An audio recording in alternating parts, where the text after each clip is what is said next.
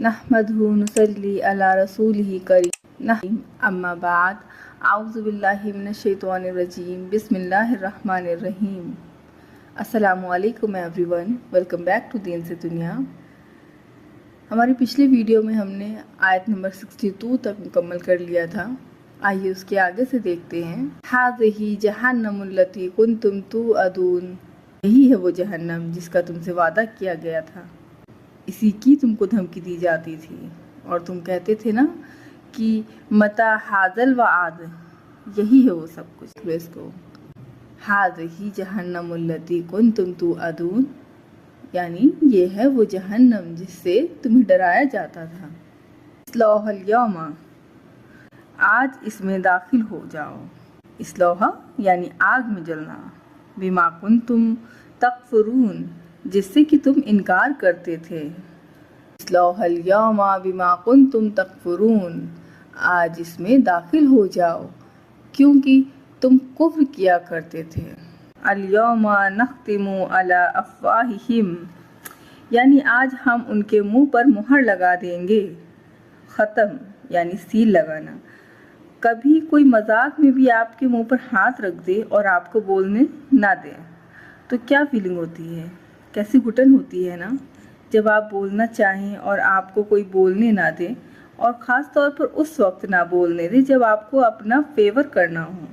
दुनिया में तो हम झूठ सच सब मिला के अपनी सफाइयाँ पेश कर लेते हैं, लेकिन वहाँ उस दिन मुंह पर सील लगा दी जाएगी। व तुकल्लिमुना ऐदीहिम, और बोलेंगे उनके हाथ, और तशहदु अर्जुलुहुम, और पाँव बोलेंगे। क्या बोलेंगे? बिमा कानू यक्सिबून, हर चीज़ के बारे में जो भी काम करते रहे होंगे।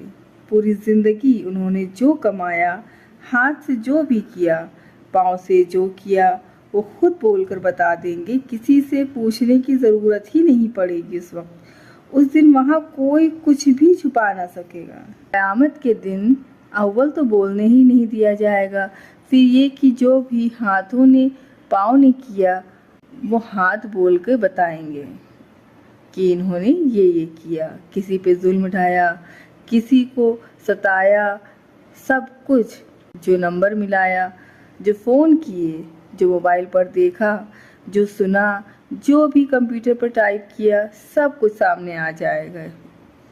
दुनिया में इंसान के छिपाने के कई तरीके हैं, यहाँ कुछ भी डिलीट नहीं हो पाएगा, और यही सब कुछ तो इंसान की ज़िंदगी भर की कमाई है। अल यौमा नख्तिमु अला अफ़वाहिहिम व तुकल्लिमुना ऐदीहिम व तशहदु अर्जुलुहुम बिमा कानू यक्सिबून, आज के दिन हम उनके मुंह पर मुहर लगा देंगे और उनके हाथ हमसे बात करेंगे और उनके पाँव गवाही देंगे कि क्या कमाई किया करते थे।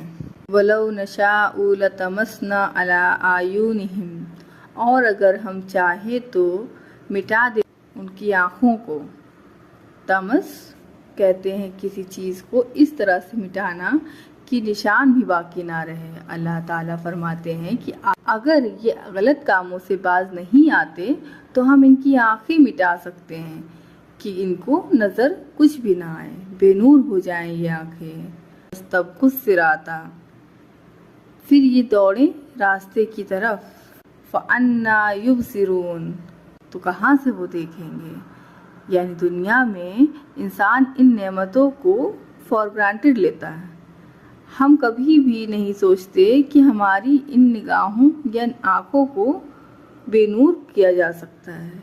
कैसे कैसे हराम मंजर देखते हैं लोग, आराम से बैठकर लेटकर कहीं भी देख रहे होते हैं, है ना। कभी भी नहीं सोचते कि अल्लाह चाहे तो इन निगाहों को उठा ले। वलौ नशाउ लतमसना अला आयुनिहिम फस्तबकुस सिराता फअन्ना युबसिरून वलौ नशाउ लमसखनाहुम, और अगर हम चाहें उनकी सूरत को मस्ख कर दें। मस्ख के मायने हैं सूरत का बिगाड़ना। अला मकानतिहिम, उनकी जगहों पर, यानी हम उन्हें उनकी जगहों पर मस्ख कर दें।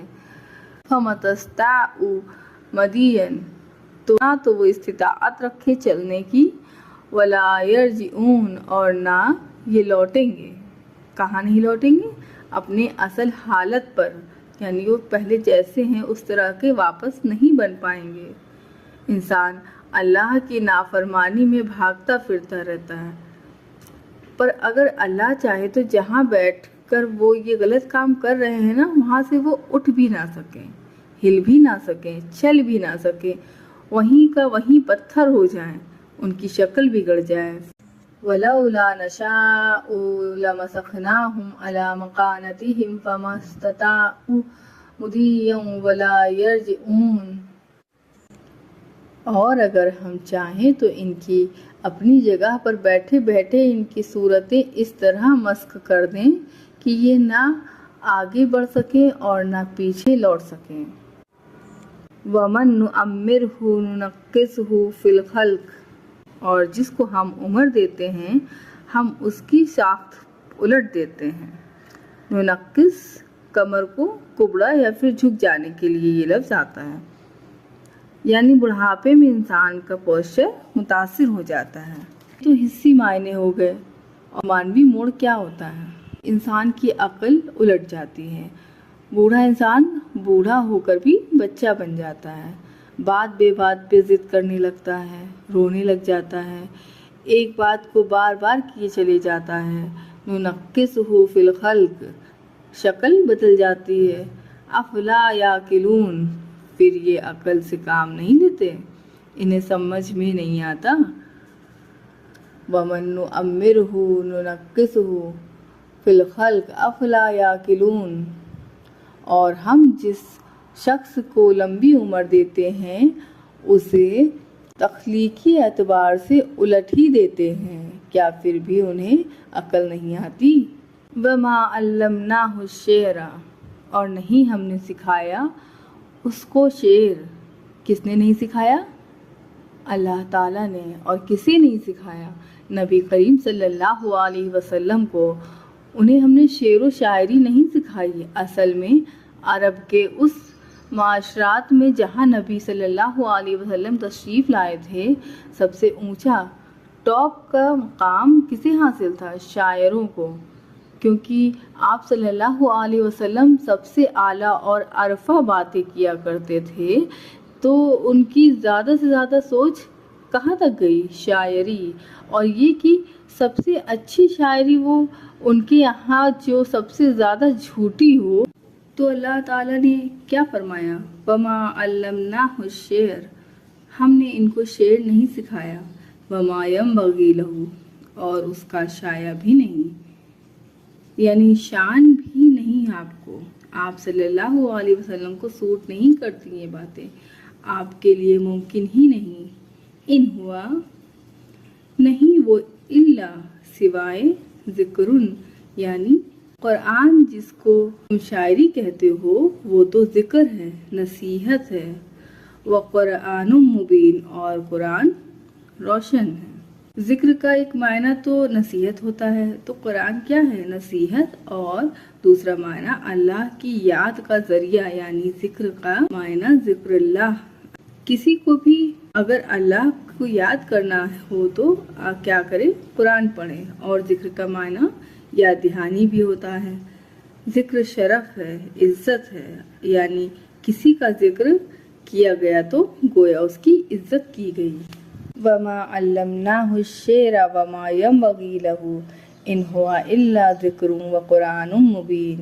اور ہم نے ان پیغمبر صلی اللہ علیہ وسلم کو نہ شاعری سکھائی ہے اور نہ وہ ان کے شایان شان ہیں، تو بس یہ ایک نصیحت کی بات ہے اور ایسا قرآن جو حقیقت کو کھول کھول کر بیان کرتا ہے. لِيُنذِرَ مَنْ كَانَ حَيًّا، تاکہ وہ خبردار کریں ہر اس شخص کو جو زندہ ہے. یہ قرآن کیوں نازل کیا گیا؟ زندہ لوگوں کو خبردار کرنے کے لیے، نصیحت کرنے کے لیے، یعنی زندہ لوگوں کو جگانے کے لیے. حیّن حصی اور معنی دونوں طریقوں سے ہے، کیونکہ میت کو تو کچھ بھی سنائی نہیں دیتا، اور جس کا دل مردہ ہو وہ بے شک زندہ کہلائے، اسے بھی قرآن کوئی فائدہ نہیں دیتا. تو قرآن ان کے لیے نصیحت ہے جو زندہ ہیں. وَيَحِقَّ الْقَوْلُ، اور ثابت ہو جائے القول بات الکافرین کافروں پر۔ تو یہاں پر آپ صلی اللہ علیہ وسلم پر جو اعتراضات کیے گئے تھے یا آپ کے بارے میں جو لوگوں کو شکوک و شبہات تھے ان کا ازالہ کیا جا رہا ہے، آپ پر لگائے گئے الزامات کی تردید کی جا رہی ہے۔ کیوں تردید کی جا رہی ہے؟ تاکہ ان منکرین کی باتوں میں آ کر باقی لوگ خیر سے نہ رک جائیں، کیونکہ مکہ میں جو سردار تھے انہوں نے آپ صلی اللہ علیہ وسلم کے خلاف ایک رائے قائم کی ہوئی تھی کہ وہ یہ کہ خود مکہ والوں میں اور مکہ سے باہر جو لوگ ان کے آنے پر اس سے پہلے کہ وہ آپ کی بات سنتے عموماً کیا کرتے، یہ مشہور کر دیتے کہ یہاں پر ایک شخص ہے وہ ساحر ہے، اس کے قریب نہ جانا، وہ سب کو مسرور کر دیتا ہے، یا پھر یہ کہ وہ مجنون ہے۔ اور اس سے کیا ہوتا کہ جو لوگ آپ صلی اللہ علیہ وسلم کو پہلی بار سنتے اور ساتھ ہی یہ بات بھی سن لیتے تو وہ اپنے آپ کو بچا کر رکھتے کہ کہیں ہم پر بھی اس کا اثر نہ ہو جائے، جیسے کہ طفیل بن عمرو الدوسی کے بارے میں آیا ہے، جو خود ایک بہت بڑے شاعر تھے اور ایک سمجھدار انسان بھی تھے، لیکن ان باتوں میں اس طرح آئے کہ حرم میں طواف کرتے تھے تو وہ کانوں میں انگلی ڈال کر رکھتے تھے کہ کہیں کسی طرح ساحر کی کوئی بات میرے کانوں سے ٹکرا نہ جائے کہ کہیں میں متاثر نہ ہو جاؤں۔ یہ ان منکرین کے جھوٹے پروپیگنڈے کے نتیجے میں تھا نا، اسی لیے اللہ تعالیٰ نے تردید کی، وما علمناہ الشعر وما ينبغي له، نہ تو یہ شعر ہے اور نہ ہی یہ شایان نشان ہے، ان هو الا ذکر و قرآن مبین، یہ تو ذکر ہے اور قرآن مبین ہے۔ اور کس لیے آیا ہے؟ لینذر، ڈرانے کے لیے، کیونکہ لوگ ڈرنا نہیں چاہتے، لیکن ڈراوا بھی کس کو فائدہ دیتا ہے؟ من کان حیا، جس کے اندر زندگی ہو، جس کا دل زندہ ہو، ویحق القول علی الکافرین، اور جو زندہ نہ ہو اس کے خلاف بات ثابت ہو جائے۔ اولم یرو، کیا انہوں نے نہیں دیکھا یا وہ جانتے نہیں ہیں؟ انا خلقنا لہم، ہم نے پیدا کیے ان کے لیے، مما عملت ایدینا، اس میں سے جو یہ ہمارے ہاتھوں نے بنایا، انعامن، چوپائے۔ کیا کیا ہوتے ہیں چوپائے؟ بکری، بھیڑ، اونٹ وغیرہ وغیرہ۔ فہم لہا مالکون، تو یہ ان کے مالک بنے ہوئے ہیں، پیدا ہم نے کیے لیکن یہ مالک ہیں، غور نہیں کرتے اس پر۔ مالک یعنی اونر ہونا اور ان کو قابو رکھنا، دونوں۔ مویشی جانوروں کو اللہ تعالیٰ نے انسانوں کی بس میں کر دیا ہے تاکہ وہ ان سے فائدہ اٹھا سکے، ان سے دودھ نکال سکے، ان کے بال اتار سکے اور بھی تمام طرح کی نعمتوں سے لطف اندوز ہو سکے۔ اولم یرو انا خلقنا لہم مما عملت ایدینا انعاما فہم لہا مالکون، اور کیا انہوں نے یہ نہیں دیکھا کہ ہم نے اپنے ہاتھوں کی بنائی ہوئی چیزوں میں سے ان کے لیے مویشی پیدا کیے اور یہ ان کے مالک بنے ہوئے ہیں۔ وَذَلَّلْنَاهَا لَهُمْ، اور ہم نے ان کو مسخر کر دیا، مسخر یعنی تابع کر دیا، لہم یعنی انسانوں کے، ان کو جانوروں کو، فَمِنْهَا رَكُوبُهُمْ، ان میں سے بعض ان کی سواری ہیں، رکوب یعنی سواری، مثلاً اونٹ، گھوڑے، وَمِنْهَا يَأْكُلُونَ، اور ان میں سے بعض کو وہ کھاتے ہیں۔ وَذَلَّلْنَاهَا لَهُمْ فَمِنْهَا رَكُوبُهُمْ وَمِنْهَا يَأْكُلُونَ، اور ہم نے ان مویشیوں کو ان کے قابو میں دے دیا ہے، چنانچہ ان میں سے کچھ وہ ہیں جن کو وہ سواری کے لیے بنائے ہوئے ہیں اور کچھ وہ کھاتے ہیں۔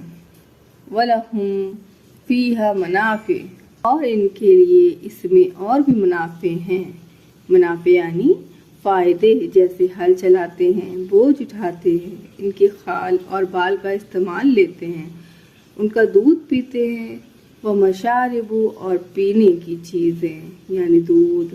افلا یشکرون، کیا وہ پھر بھی وہ شکر ادا نہیں کریں گے؟ اب دیکھیے کیسے کیسے سوال پوچھے جا رہے ہیں۔ پیچھے کہا گیا تھا کہ کیا وہ عقل سے کام نہیں لیں گے، اور یہاں کیا وہ شکر نہیں ادا کریں گے۔ یہ ہے اصل میں کرنے کے کام۔ اب دیکھیے اگر انسان اللہ کی نعمت کے بارے میں اگر سوچنے لگے تو ہو ہی نہیں سکتا کہ وہ اللہ کا شکر نہ ادا کرے۔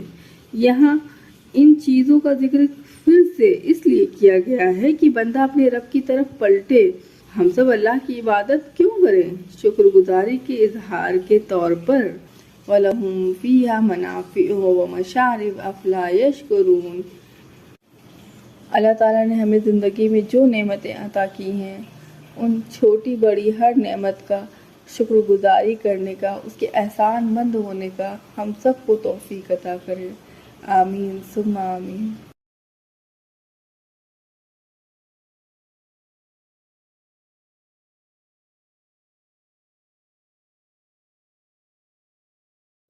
السلام علیکم ورحمۃ اللہ وبرکاتہ۔